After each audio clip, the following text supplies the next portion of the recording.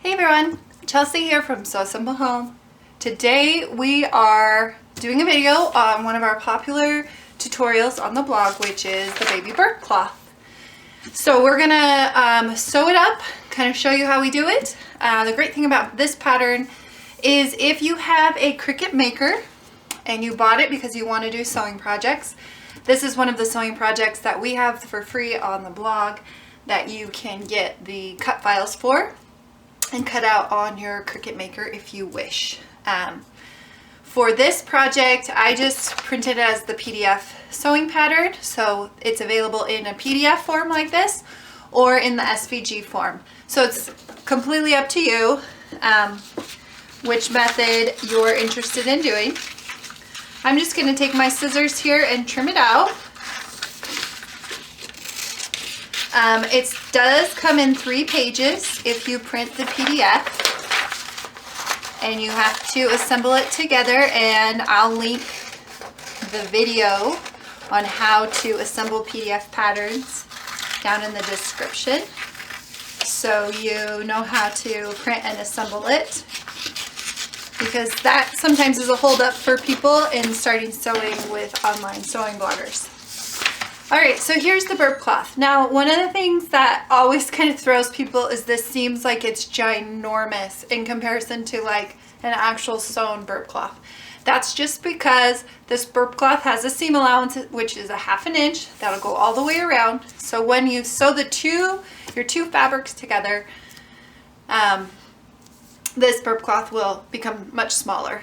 And I personally, as a mom, always really like a little bit larger burp cloths. They can have a lot more of a mess that they pick up. So that's why this burp cloth seems just a little bit larger. It's not crazy large like it looks here, but it is definitely larger. Now, if you are doing an SVG, you're going to want the length of this to be about 20.5 inches. By the longest portion here is about 9.5. So that's just some good information for you if you are uploading this to your Cricut software and you need to resize it, because all the SVGs need to be resized. So that's what this pattern is. Now, if you wanted to change that, you are more than welcome to do that. Okay, next thing we're going to do is get our fabric ready. So I have 2 fabrics here. The first one is just this simple orange Riley Blake fabric.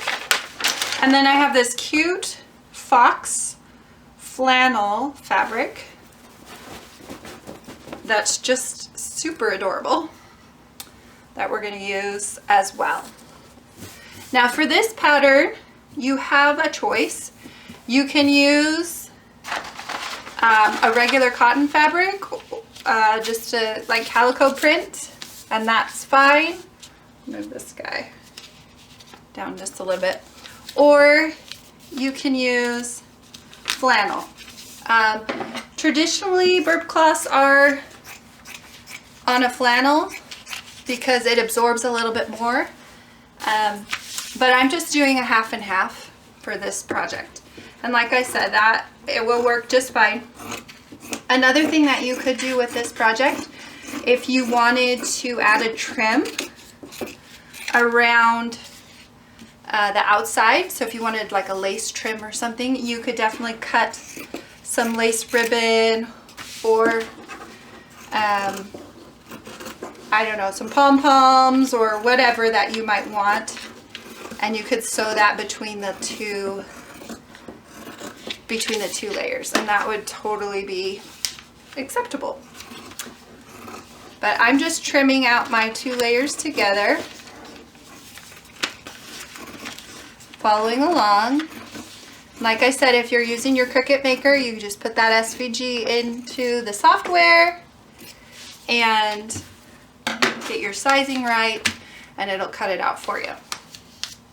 Alright, my 2 pieces are cut. Here they are. I'm going to take my little iron here and just press out a few of these little wrinkles. It's always good to press your material, usually before. It's also good to wash it, especially when you're working with cottons, Both of these were pre-washed. That's why they're fairly wrinkly. And especially with flannel. Flannel can shrink a lot. So if you are using a flannel, please make sure that you wash it beforehand. Okay, so I have my 2 pieces here. I'm going to put them right sides together. And one of the reasons I love working with flannel is that it is kind of grippy because it has a peel on it, or a pile, excuse me, it has a pile on it. And that pile has a little bit of a grip on it. And so it stays in place just a little bit better. So I'm just going to pin this down just a few places, just so it stays. One more over here. And then you'll see here I did 2 pins here and 2 pins here. This is going to be my opening. So when I stitch around, I'm going to start here and end here and leave this open. Now for this project, it is a 1/2 inch seam allowance. Typically on projects like this, I will do a 1/4 inch, but I'm doing a 1/2 inch because this burp cloth is going to get a lot of use. And that 1/2 inch just gives me a little bit more leeway and make sure that the seam won't come unraveled. You can see as I'm getting to the corners, I just slightly rotate my fabric. There's the corner, I'm just rotating. And I've just lined up my burp cloth to my 1/2 inch seam allowance.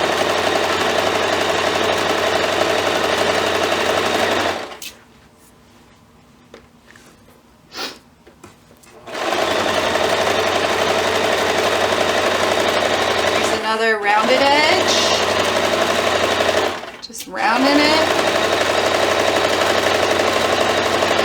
Okay, now I'm almost to my 2 pins. That's where I'm going to stop, back stitch, and now I'll cut my threads. And I forget I'm using a different machine than I usually do, so I can trim my threads right on my machine. Okay, so here's my opening. You can see it right here.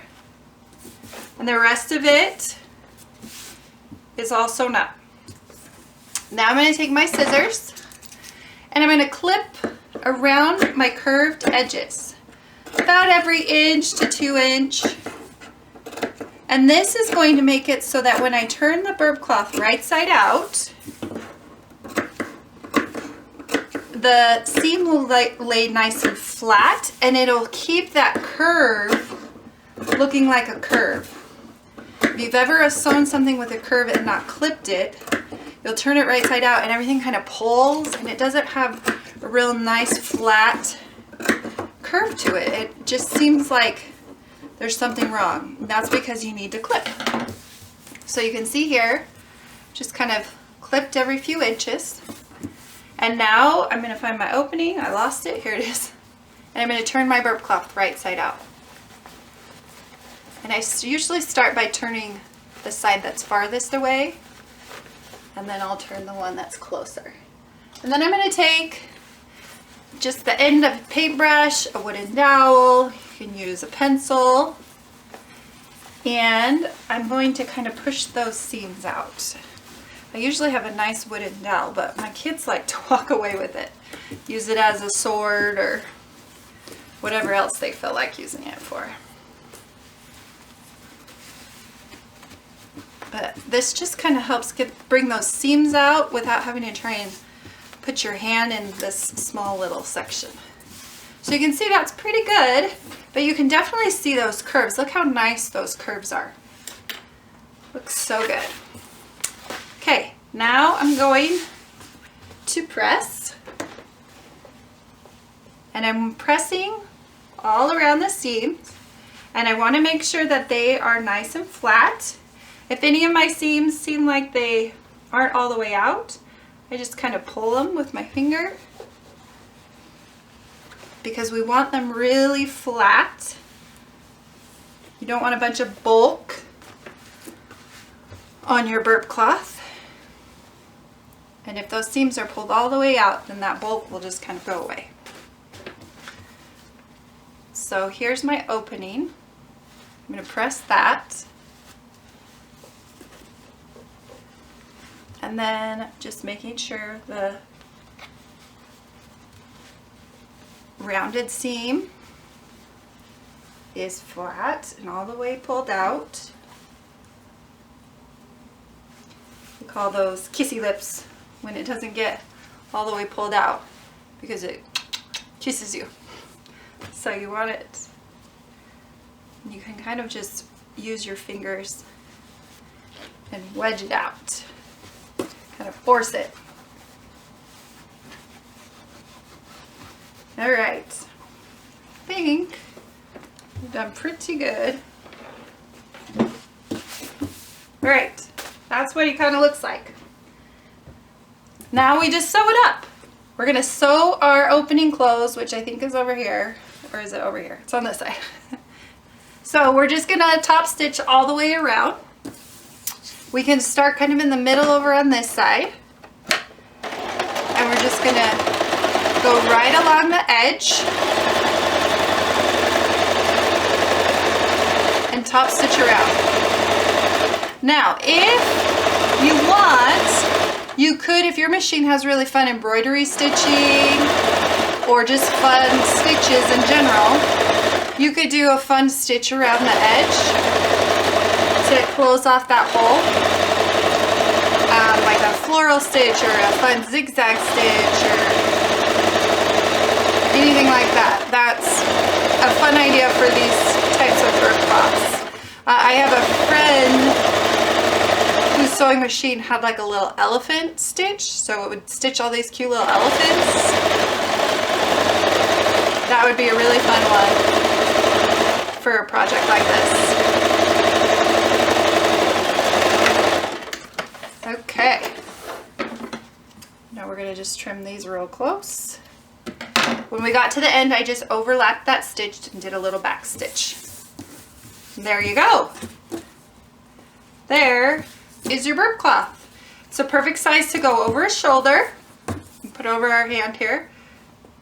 It's a good size burp cloth. Probably just slightly bigger than the ones that you might get at the store. But like I said before, I really like to have a little bit more space with my burp cloth so that, you know, I can utilize all of it, especially with those babies that are colicky or spit up a lot. So that is how you sew up our burp cloth pattern. If you have any questions or comments, leave them down below. We'll get to them. If you would like the pattern or the SVG cut file, go down in the description. There's a link. It'll take you over to our blog so that you can download the pattern at the end of the blog. And if you want a step-by-step photo tutorial, go to that link as well, and it'll show you step-by-step how you would do it, whether you're sewing from the PDF pattern or if you're using the SVG pattern. So I hope you enjoyed this tutorial and can't wait to see what you guys make. We'll see you next time.